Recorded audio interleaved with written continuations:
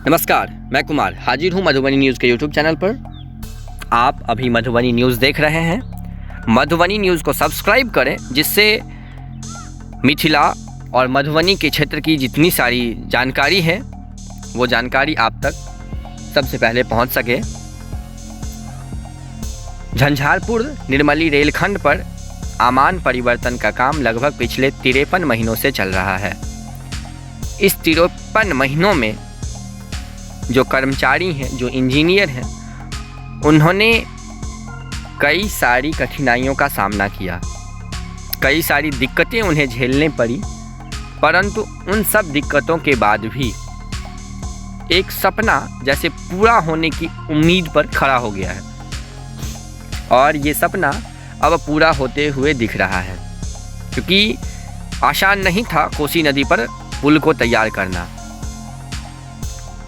हम आपको बता दें, जो एक खुशी की बात, जो आसनपुर कुपहा सरायगढ़ के बीच ट्रेनों का परिचालन जारी है और आसनपुर कुपहा से निर्मली तक ट्रेनों का परिचालन इसी माह में होना है, जिसकी सीआरएस निरीक्षण की तैयारी अभी चल रही है, जिसकी जानकारी देशरत्न गुप्ता जी जो CAO हैं उनके द्वारा दी गई है।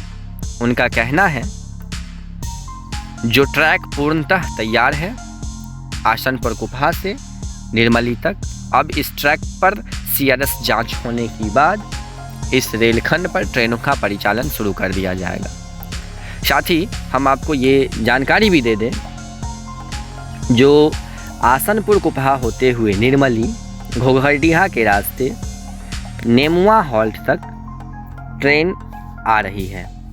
जो मालगाड़ी है, जो ब्लास्ट, रेल पटरी, रेलवे ट्रैक, ये सब लेकर के नेमुआ हॉल्ट तक आ रही है। साथ ही झंझारपुर से तमुरिया के आगे नेमुआ हॉल्ट से 1 किलोमीटर पीछे तक ट्रेनें का आवागमन जारी है। कुछ दिनों पर इस पर मालगाड़ी ब्लास्ट रेलवे ट्रैक लेकर जाया आया करती है, जिसकी जानकारी हम अपने वीडियो के माध्यम से भी आप तक पहुंचाने की कोशिश करते रहते हैं। ये 1 किलोमीटर का फासला माना जाता है जो इसी माह में कंप्लीट कर लिया जाएगा और ये मिथिला क्षेत्र के लिए एक शुभ संकेत होगा। अगर इस माह में झंझारपुर से निर्मली तक मालगाड़ी का परिचालन डायरेक्ट रूप से कर लिया जाता है तो ये मिथिला क्षेत्र के लिए, मिथिला वासियों के लिए काफ़ी बड़ी उपलब्धि होगी।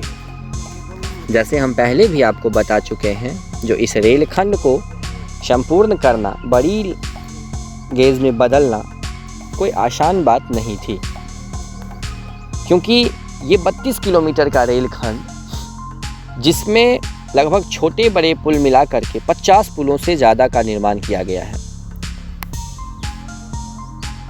और वो भी इसी समय में इस कोसी के क्षेत्र में, इस बाढ़ जहाँ पे ये जो एरिया है, कोसी का जो एरिया है, इसमें बाढ़ आने की अधिकतम चांस रहती है।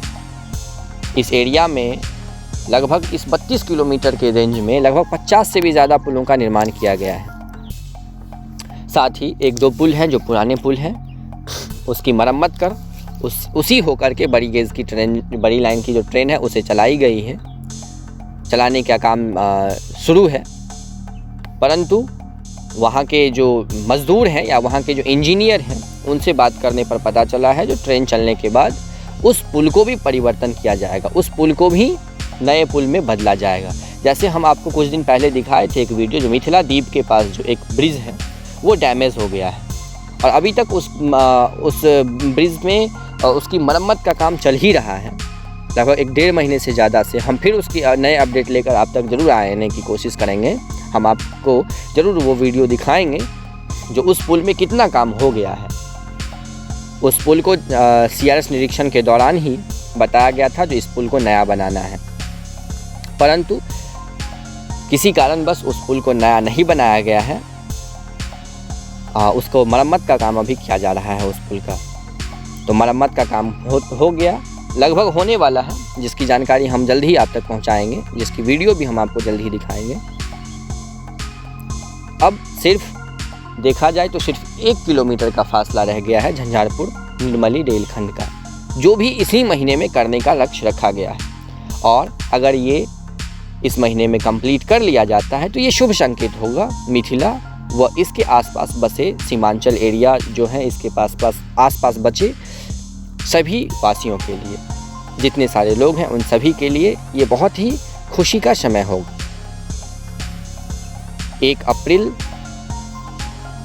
2021 से इन रेलखंडों पर ट्रेनें परिचालन करने की संभावना है। हम आपको बता दें, जो पहले तिथि निर्धारित की गई थी 15 मार्च, जो CRS निरीक्षण होना था झंझारपुर निर्मली रेलखंड का, परंतु अब ये 31 मार्च को होगा।